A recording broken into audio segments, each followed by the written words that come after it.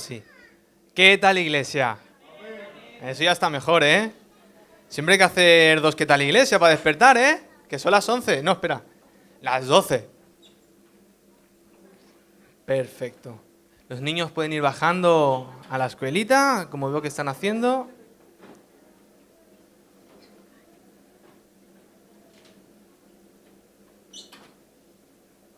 Vale. Pues ya estamos listos por lo que veo, ¿sí? Bueno.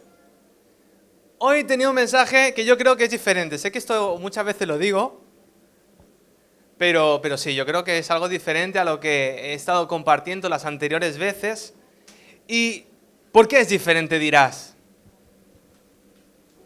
Simplemente porque este mensaje yo considero que no ha seguido el proceso habitual para elaborar un sermón. El proceso normalmente es, pues hay un pasaje concreto de la Biblia que te llama la atención, que no deja de darte vueltas a la cabeza. Entonces tú lo que haces es leer, releer el mensaje, lo que es el texto bíblico, lo analizas, lees comentarios bíblicos. Para el que quiera empezar a predicar, esta clase es gratis. Y a raíz de ahí, estructuras el mensaje y lo das. Pero este mensaje ha sido diferente porque se me ha ido dando por partes. A través de ciertas experiencias que he ido teniendo, se me ha ido revelando cierto contenido. Y te puedo decir que hasta el día de ayer no pude acabarlo por completo. Porque hasta el día de ayer no tenía la conclusión, no tenía la última parte que tenía para compartir. Porque es un mensaje que yo considero que nace de un corazón abierto, de una herida. Y creo que estos son los mensajes que más se transmiten. Hay de todos tienen su momento. Y con lo que quiero decirte es que lo que voy a compartirte, primero me lo regaló Dios a mí. Es una enseñanza que Dios a mí mismo. O sea, tú te tienes que comer este sermón, pero primero me lo tuve que comer yo. Y quisiera empezar con una historia. ¿A cuánto le gustan las historias? Amén, ¿no? Yo soy de contar historias. Me encantan las historias porque siempre traen una enseñanza y porque siempre hay alguien que nos dice de cierta forma, yo estaba así, vino Dios y ahora estoy asá. ¿Sí? Son historias reales, ciertos ejemplos que podemos seguir. Testimonios de que Dios sigue obrando a día de hoy. ¿Sí? Porque creemos que Dios sigue obrando, ¿no? Amén. Eso es. Pues, hace ya un tiempo, en Estados Unidos había una familia. Esto a Efraín le va a sonar. Efraín ya sabe de qué va el tema porque él me enseñó esta historia. Y era una familia de estadounidenses, un matrimonio cristiano. Era un matrimonio que había hecho misiones a Guatemala. Y estando en Guatemala, adoptaron a un chaval, a un bebé, que lo abandonaron. Entonces, ellos decidieron acogerlo, llevarlo a su casa, ofrecerle un hogar, ofrecerle una familia, ofrecerle una educación. Y todo iba bien. El joven se llamaba Josh. Pero en el momento en el que cumplió 14 años, Josh se encontraba jugando en el hielo, en un lago helado. Estos que hay en Estados Unidos, que la gente patina, que aquí no ves ni en pintura, que solo se ven en las pelis. Pues, ¿sabes? Ese típico lago congelado, se encontraban ahí pues haciendo cosas de adolescentes, jugando al pilla-pilla, pues haciendo que patinaban, a hockey. En fin, estaban ahí. Y había un vecino que estaba observando y les decía, cuidado, la capa de hielo no es lo suficientemente gruesa. Chicos, salid de ahí, vuestras vidas corren peligro. Pero como buenos adolescentes, no hicieron caso. Un adolescente que hace caso, preocúpate, papá y mamá. Entonces, ¿qué pasó? Que estaban tan tranquilos ignorando las voces de su vecino cuando de repente se empieza a escuchar un ruido extraño. Algo no va bien. El hielo empieza a resquebrajarse. Empieza a romperse. Los niños huyen, pero para la mala suerte de Josh, se rompe justo debajo suyo, cayendo al agua y permaneciendo en agua congelada durante 15 minutos. El vecino que estaba mirando la escena, horrorizado, llama a urgencias, no se lo piensa 2 veces. Vienen los bomberos, lo buscan. Pero pasados 15 minutos ya no sabían si iban a encontrar a un niño todavía en vida o un cadáver. Los bomberos a punto de tirar la toalla. Uno de ellos escucha una voz que dice, regresa donde estabas buscando. El hombre, sin saber qué hacer, regresa donde estaba y encuentra al pequeño Josh. Lo saca, lo rescata, lo lleva a urgencias, pero la cosa no va mejor. Llaman a la madre y la madre histérica, perdida. ¿Tú has visto una madre cuando le tocan a su hijo, mamá leona? ¿Dónde están esas madres? Eso es. Pues tú imagínate que te estaban llamando por teléfono y para decirte tu hijo está a punto de morirse. Entra a la sala del hospital, justo a la habitación donde está Josh, pero el médico le dice, puedes entrar, pero a despedirte de él. La madre entra, ya te puedes imaginar cómo. Señor, salva la vida de mi hijo. Espíritu Santo, dale vida a mi hijo, sálvalo, él no puede morir así. Una y otra vez se escuchaba en todo el hospital, la gente estaba observando, aguantándose el llanto, porque ¿tú has visto alguna vez una madre que ha perdido un hijo? Yo sí lo he visto. Y te puedo decir que no hay imagen más desgarradora que ver un funeral donde está su madre enterrando a su hijo. No hay nada que te rompa más el corazón, no hay nada más impactante que eso. Y ahí estaba esa madre, clamando al cielo por su hijo. Tal fue el clamor que de repente volvió a latir el corazón del pequeño Josh. Vale, muy bien. Parece que todo va bien. Pero el diagnóstico no sigue siendo el adecuado. Vale, parece que todo va bien, dice el médico. No sabemos cómo. Ha vuelto el latido al corazón de Josh. Ha vuelto el aliento, ha vuelto a respirar, pero es probable que solo dure unos días más. Está en coma. Y es probable que si llegara a despertar, despierte con graves secuelas permanentes. Pero aquí hay una madre y un padre que no se rinden. Un pastor que les acompaña en todo momento, que oran y oran y oran. Y la cosa no mejora. ¿A cuánto les ha pasado eso? Y la cosa sigue igual. Hasta que llega un momento, lo pueden llevar a un especialista, no, el diagnóstico sigue siendo el mismo. Pero llega un momento en el que dice, hay que tomar una decisión. Su hijo tiene una infección derivada de todo el accidente. Hay que desconectar la máquina. No va a pasar de esta noche. ¿Qué hacemos? La madre dice, bueno, la madre decide descansar en Jesús. Señor, es tu voluntad. Y no fue una decisión fácil. La máquina lo mantenía con vida a su hijo.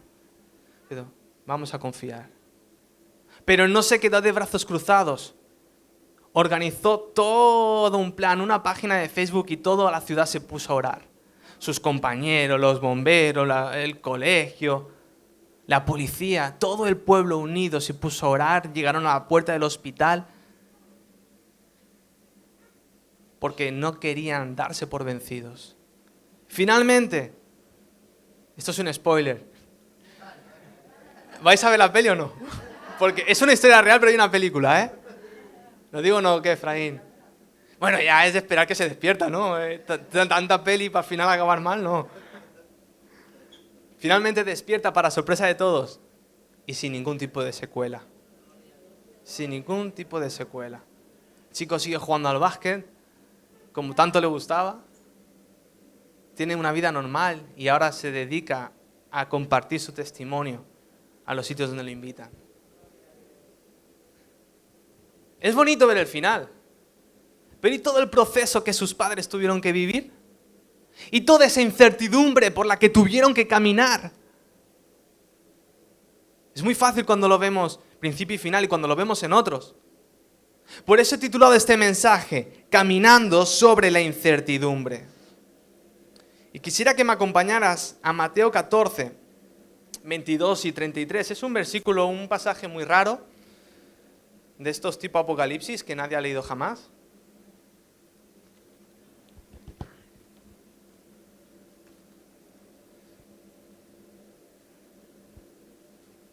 ¿Lo tenemos? Mateo 14, versículos del 22 al 33. ¿Sí? Vamos a entregar este culto al Señor para que se glorifique.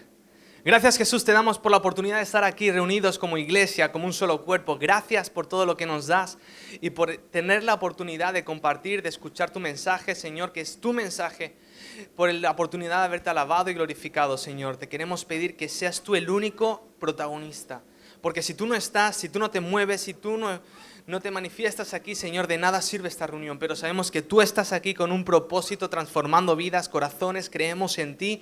Incomódanos, Padre, y ayúdanos a alcanzar cada vez mayor madurez espiritual, Señor.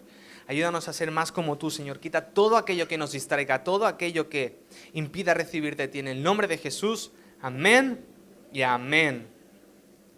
Tenemos, ¿no? ¿Sí? Mateo capítulo 14, versículos 22 al 33. Y dice así la palabra de Dios en el nombre del Padre, del Hijo y del Espíritu Santo. Enseguida Jesús hizo a sus discípulos entrar a la barca e ir delante de él a la otra ribera, entre tanto que él despedía a la multitud.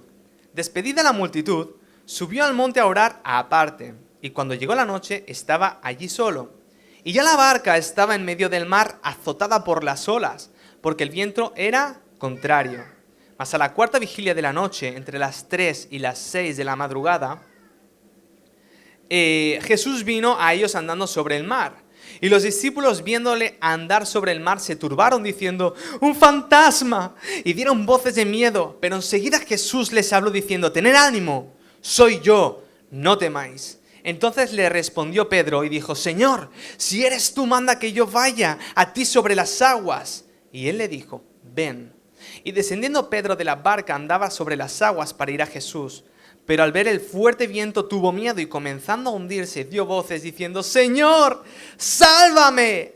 Al momento Jesús, extendiendo su mano, asió de él y le dijo: hombre de poca fe, ¿por qué dudaste? Y cuando ellos subieron en el arca se calmó el viento. Entonces los que estaban en la barca vinieron y le adoraron diciendo: verdaderamente eres el Hijo de Dios. Lo dicho, nadie ha escuchado este pasaje jamás, ¿no? Jesús acababa de realizar un gran milagro. Acababa de alimentar a más de 5.000 personas, porque la Biblia solo dice que eran hombres, no cuenta niños ni mujeres. Pero acababa de multiplicar panes y peces.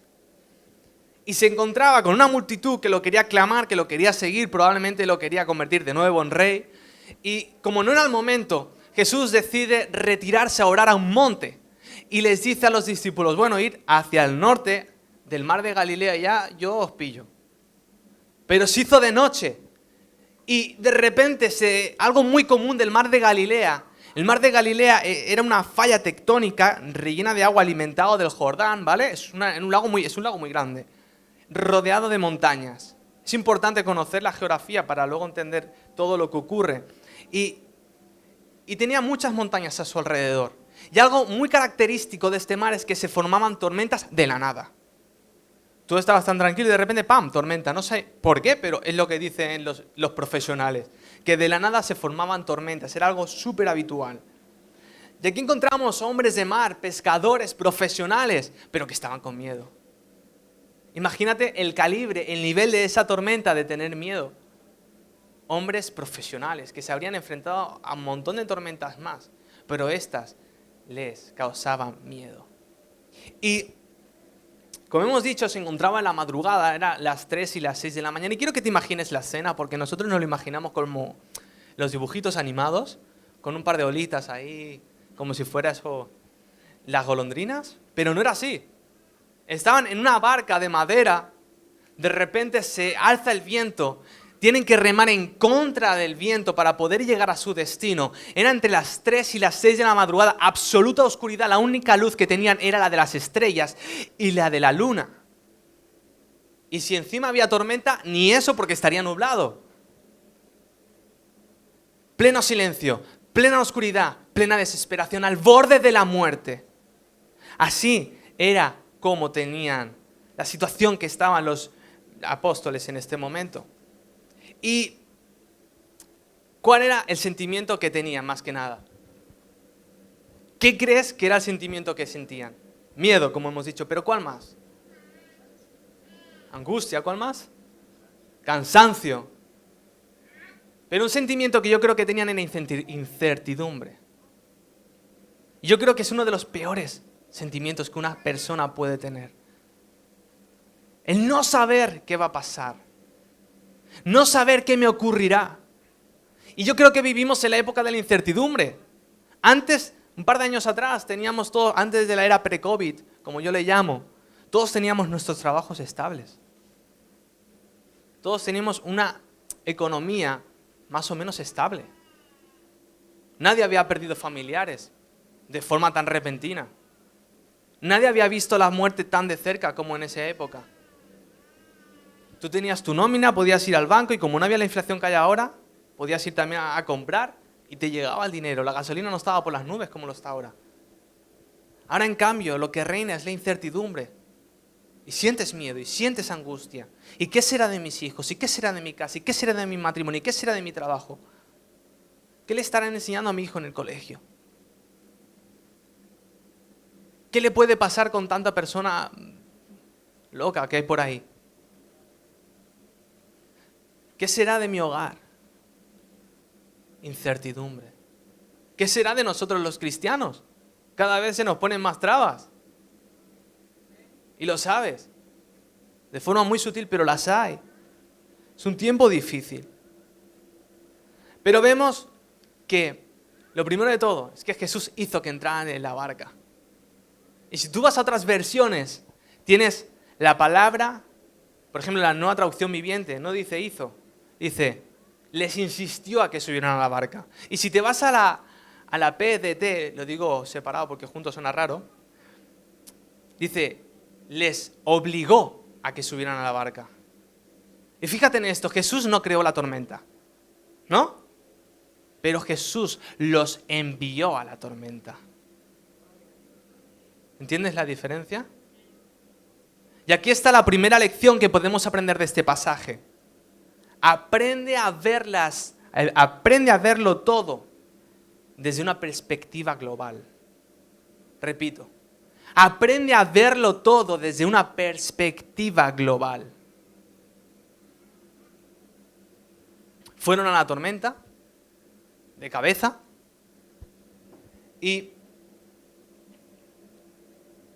hemos visto que la cosa no se puso fácil. El problema es que estos apóstoles veían esta situación como algo aislado. Clamaban a gran voz, Señor, ¿dónde estás? Sálvanos. ¿Dónde estás? Veían esa situación de una forma aislada, segmentada, que era el final. No había un más allá. Para que te hagas una idea, ¿cuántos ven series de aquí? Efraín, ¿nadie más ve series? Venga, por favor. Venga.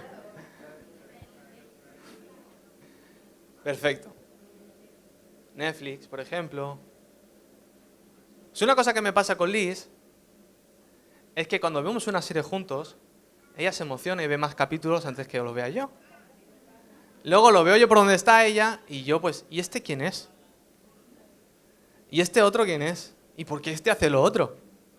Lo mismo me pasó para los millennials con el universo Marvel. Me puse a ver Los Vengadores, pero tienes que abrirte como 5 o 6 pelis más antes.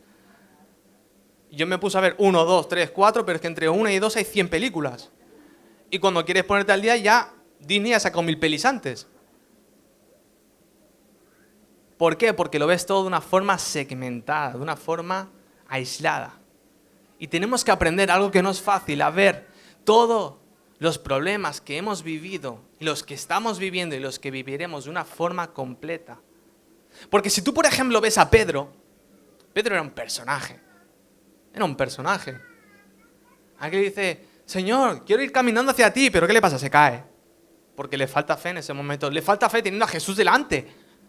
O sea, pero chato, que tienes a Jesús delante. Lo estás viendo. ¿No has visto cómo multiplica panes y peces? Y ahora te falta fe. Pedro luego negaría a Jesús. Pedro luego tuvo un enfrentamiento con Pablo por juntarse con los judaizantes y dejar a los otros de lado. Pero si vemos esos casos aislados, vemos a una persona que es un desastre. Pero si lo vemos desde una perspectiva global podemos ver un Pedro que poco a poco fue madurando, un Pedro que fue creciendo, un Pedro que utilizó esa energía, ese impulso para transformarlo para la gloria de Dios. Un Pedro que predicó a 2000 y 2000 se convirtieron, 2000 o 3000, no recuerdo cuándo eran, pero eran miles y se convirtieron. Un Pedro que ya no temía a las autoridades que antes buscaban matarlo. Un Pedro que aun su misma sombra sanaba. Un Pedro que sacaba demonios. Un Pedro que cuando iba se manifestaba el Espíritu Santo y toda la casa de Cornelio caía rendida a los pies de Jesús. Porque Pedro aprendió a ver las cosas en perspectiva global. La segunda lección que podemos aprender es ¿qué es aprender a saber qué es una fe real? Todos estaban sentados en la barquita, bien cogidos para no salir, para no caerse al agua. Pero en cuanto apareció Jesús, Pedro fue el único que dijo, Señor, si eres tú, haz que vaya y camine sobre el agua. Jesús le dijo, vale, ven. Pero fue el único que tuvo ese atrevimiento. Era una fe inestable, una fe débil, pero era fe. Una fe que tarde o temprano iba a madurar y a crecer, como hemos dicho. Y a mí esto me confronta porque durante mucho tiempo yo pensaba que la vida cristiana era así, que ascendías y que cada vez te equivocabas menos, hasta ya no equivocarte nada, y que llegabas a un punto en que ya eras cristiano 2.0. Pero no es así. No es así. Porque una fe real tiene caídas, tiene tropiezos, tiene errores, tiene defectos. Gracias. Pero esa es la fe que busca Jesús. Una fe perfecta, déjame decirte, no existe. Más bien esa apariencia perfecta. Y eso al final acaba cayéndose.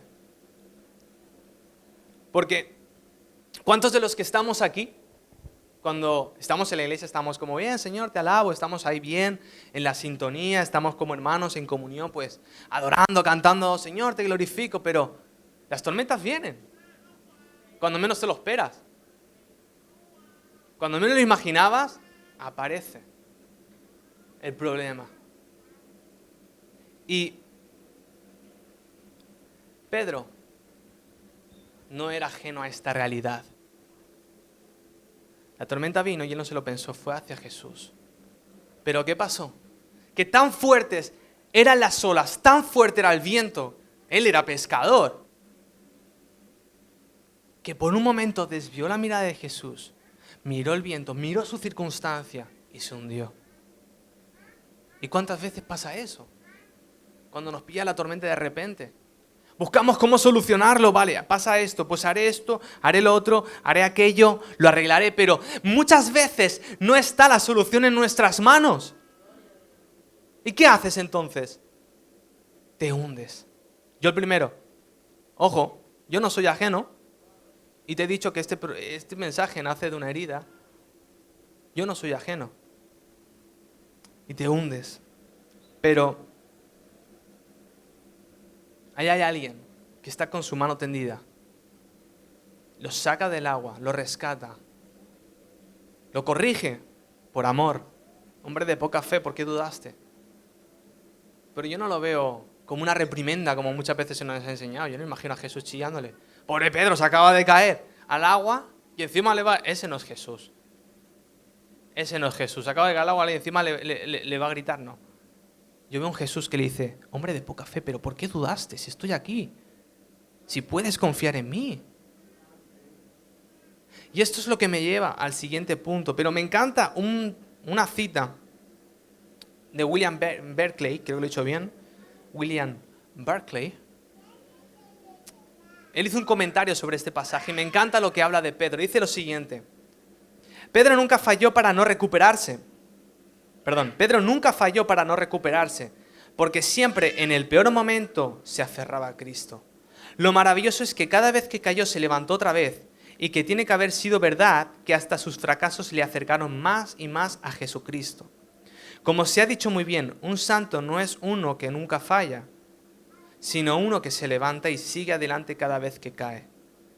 Los fracasos de Pedro solo le hicieron amar más a Jesucristo. Si esperas tener una fe que nunca caiga, lo llevas mal. Pero nuestra tarea es ir levantándonos una y otra vez, una y otra vez. Y solo así podemos tener un crecimiento. No directo, porque eso no existe. Quizás tendrá altos y bajos, pero un crecimiento al fin y al cabo. Sabiendo que si nos caemos, ahí está la mano de Jesús para levantarnos. Y aquí es donde viene el tercer punto. Aprende a confiar en Jesús. Hemos dicho, aprende a ver las cosas desde una perspectiva global. Hemos dicho, aprende qué es una fe real. Y el tercer punto es, aprende qué es a confiar en Jesús. Y esto es fácil decirlo, suena casi como si fuera un tópico evangélico, ¿no? Confía en Jesús, en Él están todas las promesas, en Él está la solución. Pero ¿qué pasa cuando toca ponerlo en práctica? La cosa cambia, ¿no? Y no era la primera vez que estos hombres, estos discípulos se encontraban con esta situación. Si vamos a Mateo 8, si me quieres acompañar, Mateo capítulo 8, versículos del 23 al 26.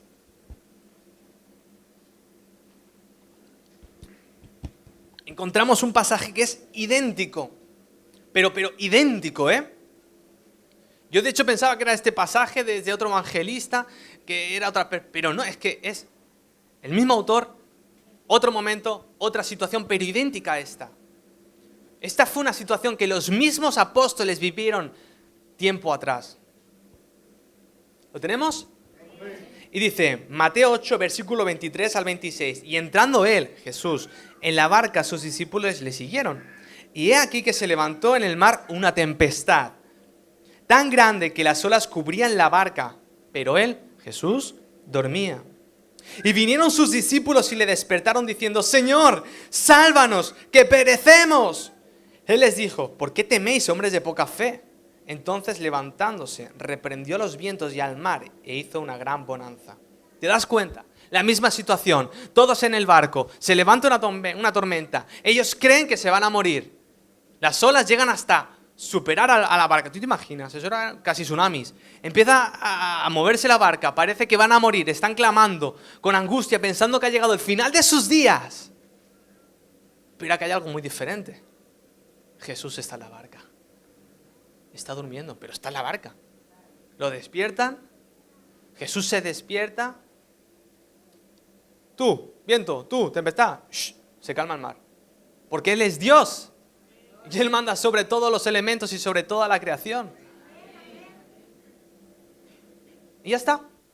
Y ya se acabó el problema. Pero aquí había una cosa muy diferente. Jesús no estaba presente. No estaba en la barca. Su maestro los había enviado en mitad del problema, pero Jesús no estaba con ellos.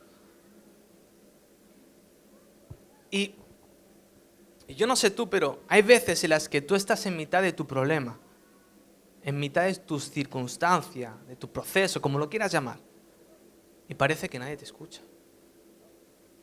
Parece que clamas al cielo hasta llorando, hasta gritando, pero no sientes a Dios. Yo no sé si te ha pasado eso. Hay veces que parece que los cielos están cerrados, que tu oración no llega al cielo. Y esto puede pasar por dos cosas.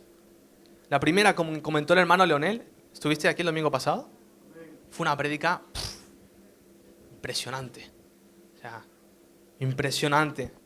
Él habló de Oseas capítulo 5, el versículo 14. Yo me quedé con eso porque realmente me tocó. Y dice así, no hace falta que lo busques, Oseas 5:15. Andaré y volveré a mi lugar hasta que reconozcan su pecado y busquen mi rostro. En su angustia me buscarán. Dios promete volver a estar Andaré y volveré a mi lugar hasta que reconozcan su pecado y busquen mi rostro. En su angustia me buscarán. Y luego seguía con el capítulo 6, pero lo que básicamente hablaba es que muchas veces Dios aparta o se hace a un lado para que nosotros reconozcamos nuestros pecados, nos arrepintamos y podamos llegar al cielo. Y podamos tener su perdón y vivir tal como Él quiere que vivamos. Y poder tener esa comunicación, esa conexión plena con Jesús. Por esa misma razón que Jesús muchas veces se hace a un lado para que le busquemos de corazón. Y Él promete una y otra vez, en Isaías 1 lo puedes ver, como de tantas formas lo dice, que si tú vas con un corazón sincero, Él te va a perdonar. Ese es nuestro Dios. Pero el otro que estaba pasando y que era esta situación, esto era un paréntesis, es que ellos simplemente estaban haciendo caso a Jesús, seguían su ministerio, seguían lo que tenían que hacer, que era acompañarle, aprender, servir a las multitudes. Lo habían dejado todo por Jesús, estaban donde tenían que estar, hacían lo que tenían que hacer, bien, mal, pero lo hacían. Tú, yo, estamos sirviendo a la iglesia y no somos ajenos a los problemas de este mundo. Y podemos pensar, pero Señor, si yo sirvo, si yo estoy obedeciéndote, si yo estoy leyendo tu palabra, si yo oro, ¿por qué me pasa esto? ¿Por qué a los que no te conocen, por qué a la gente que vive peor que yo, les va mejor? ¿Por qué? Pero lo que no sabían los discípulos es que desde los montes, como hemos dicho, el mar de Galilea era un valle muy grande. Y los montes los rodeaban. Jesús se fue a lo alto de un monte a orar. Y creen los expertos, la gente que ha estado allí lo ha comentado, que desde esos montes puedes ver todo o prácticamente todo el mar de Galilea, o gran parte de él. Jesús estaba en el monte viéndolo todo. No estaba en la barca, pero estaba observando. Y muy probablemente estaba orando al Padre para que no les pasara nada, para protegerlos. No estaban solos. No estaban solos. No sentían su presencia, podemos decirlo. No estaba en la barca, pero Jesús estaba al tanto de su necesidad, de su peligro, de su circunstancia. Hasta el punto que yo imagino que Jesús, bueno, ya se acabó, lo están pasando realmente mal, voy a ir a buscarlos. Y va. Y va. Y quisiera acabar con una ilustración, un ejemplo, para poder explicar todo lo que hemos estado dando. Para ello necesito 2 voluntarios. Aarón, ¿puedes subir? ¿David? Sí, David. Josué no, porque está de técnico profesional.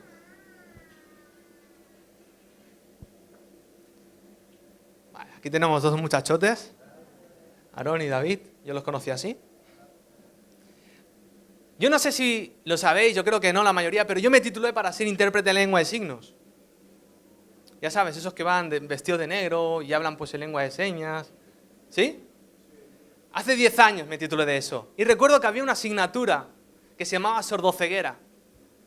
Y la sordoceguera, cuando tú tenías que trabajar con los sordociegos, eran personas que aparte de ser sordos tenían problemas de visión, problemas graves, tú no solo tenías que transmitirle cierta información, tú tenías que guiarlos. Entonces en esa clase se te daba cierta formación, herramientas y técnicas para tú poder guiar por la calle o por donde fuera a una persona sordociega. Yo me acuerdo que nos fuimos hasta unas cuevas de Peñíscola, para que te hagas una idea. Yo sufriendo por el sordociego que llevaba detrás. Pero era súper guay porque tenías una parte teórica y luego cuando ya habíamos hecho toda la parte teórica, cada miércoles, las últimas 2 horas de cada miércoles, salíamos a la calle en parejas. A la calle. La primera hora, uno se ponía un antifaz como este. ¿Sí? No los voy a hacer caminar por la iglesia, tranquilos. Y la otra hora se cambiaba el turno. Uno hacía de guía intérprete y el otro hacía pues de ciego. Sordo no, porque escuchábamos, ¿no? Pero era la forma de poder practicar en circunstancias reales estas técnicas. ¿No? Quiero que vengas un momentito por aquí, Aarón. Entonces, vamos a ponerte un antifaz.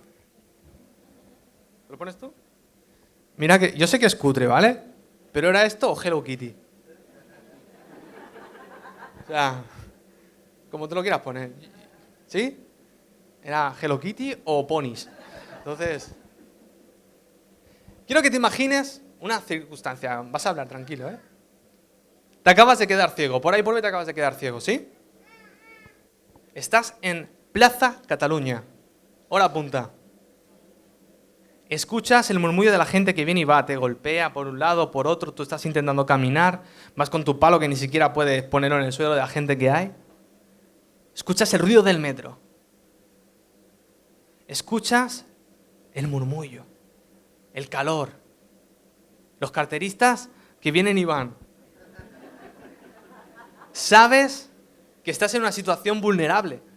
Hay escalones, hay escaleras por los que te puedes tropezar, puedes chocarte con la gente. ¿Está la vía del tren? ¿Cómo te sientes? Ansioso.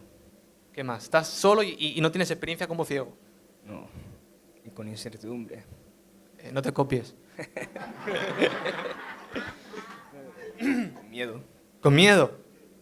Pero ahora imagínate que tienes un muy buen amigo de confianza. No sé si me puedes poner musiquita así para acabar, que eso siempre queda bien. ¿No? Bueno. Tienes un buen amigo de confianza. A ver, ¿qué vas a hacer de Jesús? Sí, menos mal que un Jesús salvadoreño. Venga, tienes un buen amigo aquí y tú lo llamas porque él siempre te ha dicho, cuenta conmigo. Sé que estás pasando por una mala situación, no te lo quites todavía, ¿eh? Una situación que desconoces completamente. Pero yo sé cómo ayudarte, yo sé cómo guiarte. Cuando me necesitas, llámame. Ante tu desesperación, coges tu móvil con el Siri, porque eres ciego, y llamas a tu amigo. Siri o el Android. Lo llamas. Viene rápido, no se lo piensa dos veces. Te encuentra parado, sin saber qué hacer. Ya con el corazón a 1000. Y entonces, él está ahí. Tú no sabes dónde está, obviamente. Pero él está ahí. No lo puedes escuchar por el murmullo de la gente. Pero él está ahí. Y tú estás aquí dando vueltas y vueltas y vueltas. No, tranquilo. Pero ¿dónde está él? ¿No está a su lado? ¿Pero dónde está su mano? Pero en el momento en el que tú estás aquí, ponte mirando para allí. Os voy a enseñar técnicas de sordoceguera, ¿vale? Quien interprete, tú te giras, no pasa nada, puedes confiar. Así es como se guía a un sordo ciego. El sordo ciego pone su mano sobre tu hombro y tú le vas dando toquecitos para indicarle si tiene que ir rápido, si es una rampa, si hay escaleras. Tú le vas mostrando cómo caminar por la calle para evitar que tropiece. ¿Sí? Y así es como se camina. Pero ¿qué pasa? Jesús está ahí. Hemos dicho que David está haciendo de Jesús, ¿sí? Pero muchas veces... Puedes quitar la mano, tranquilo. No, esto no.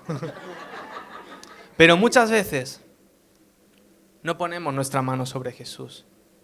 Muchas veces intentamos ponerla en el atril, en la barandilla, en sitios desconocidos que no nos van a llevar a casa.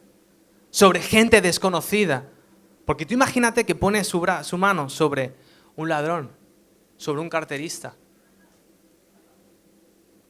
¿Cuál sería su desgracia? Porque esto no se cortan, ¿eh?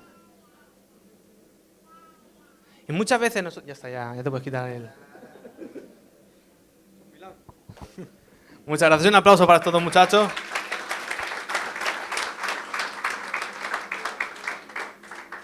Pero qué diferente es cuando nosotros dejamos de escuchar el ruido, dejamos de poner nuestra mano sobre soluciones que no sirven de nada y la ponemos sobre Jesús. Señor, no sé por lo que estoy pasando. Señor, no sé lo que me espera. Señor, no sé qué va a pasar. Pero yo pongo mi mano sobre tu hombro y sé que tú me vas a guiar. ¿Y eso de quién es responsabilidad? ¿Tuya o mía? ¿O de Jesús? De cada uno. Eso es responsabilidad de cada uno. Yo no sé por qué mar, por qué tormenta puede que estés pasando. Lo desconozco completamente. Pero yo sé que cada uno o está pasando, o ha pasado, o pasará. Pero cuando venga esa tormenta, cuando vengan esas olas que a contracorriente, que impidan que avances, que llegues a tu destino, que por más que remes, no te dejen llegar, por más que esté esa situación meses, días, años, yo no sé cuánto. Confía, confía, no es fácil, pero confía. Jesús está siempre en el mismo lugar, esperando que alargues tu brazo, lo pongas sobre su hombro, porque Él sí que tiene visión, Él sí que conoce el camino, Él sí que puede ayudarte, Él sí que puede socorrerte. Amén. Así que cierra tus ojos. Gracias, Señor, te damos por este día que nos has dado. Gracias por tu palabra, por tu mensaje. Te queremos pedir, Padre, que no salgamos igual que hemos entrado. Señor, ayúdanos en nuestras tormentas a confiar en ti, Señor, a verlo todo desde una perspectiva global. A aprender que es fe real y, Señor, te pedimos que nos ayudes a confiar en ti. Sabemos que tú nunca fallas. Puedes tardar, sí, a nuestro parecer, pero nunca fallas. Siempre llegas en el momento oportuno. Dice tu palabra que tus tiempos son perfectos, Señor. Y aunque a veces nos desesperemos y queremos llegar a nuestro tiempo y hacer las cosas a nuestra manera, tú nos pides que confiemos en ti. Señor, danos esa fe para poder caminar sobre las aguas, para poder correr hacia tus brazos. Porque sabemos que aunque caigamos, Señor, tú nos vas a dar la mano, nos vas a sacar del agua, de la tormenta, de los vientos. Y sabemos que al final, como dice tu palabra, llega la paz, llega la calma. La tormenta se va en tu nombre, Señor. Lo sabemos, Padre, porque al final de cada episodio tú traes paz y acabas siendo glorificado y alabado una vez más, Señor. Te pedimos, Señor, que cada prueba, cada circunstancia se transforme no en solo sufrimiento, sino en un testimonio vivo. Un testimonio que podamos compartir a la gente que nos rodea, a la gente que nos conoce. Gente que está pasando también por otras tormentas, tormentas que quizás nosotros ya habremos pasado previamente y podemos decir, yo pasé por ahí, pero gracias a Jesús, gracias a que extendí mi mano y confié en Él, me sacó. Gracias, Señor. Gracias, Señor, por tu palabra. En el nombre de Jesús, amén. Dale un aplauso a Jesús.